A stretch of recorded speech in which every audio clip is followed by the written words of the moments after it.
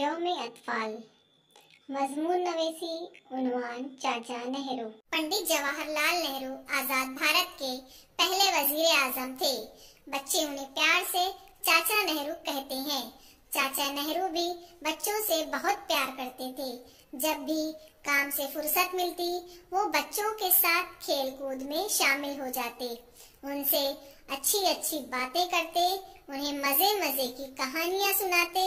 चाचा नेहरू के वालिद का नाम मोतीलाल नेहरू था। वो इलाहाबाद के मशहूर वकील थे।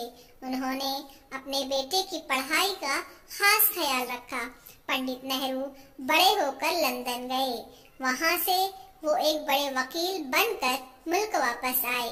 गांधी जी के साथ मिलकर मुल्क की आजादी के लिए लड़ते रहे और जेल भी गए। जब भारत आजाद हो गया तो वो मुल्क के वजीर आजम बनाए गए। चाचा नेहरू को किताबें पढ़ने का बहुत शौक था। जेल में भी वो किताबें पढ़ते थे। उन्होंने जेल में रहकर एक किताब भी लिखी है। वो किताबों को बड़ी हिफाजत से रखते थे। एक बार अपने दोस्त के घर उन्होंने किसी किताब के वरक मुड़े हुए देखे तो दोस्त से नाराज हो गए थे। चाचा नेहरू को गुलाब के फूल बहुत पसंद थे। उनकी शेरवानी के काज में हमेशा सुर्ख गुलाब का फूल लगा रहता था। पंडित नेहरू जब छोटे थे तो उन्हें अपनी सालगिरह की बहुत खुशी होती थी।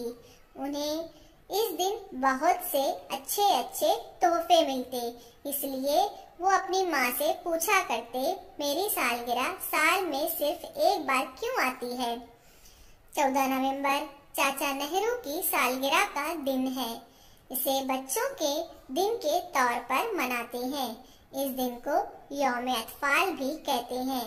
इस दिन बच्चों के मेले लगते हैं, बच्चों के खेल होते हैं।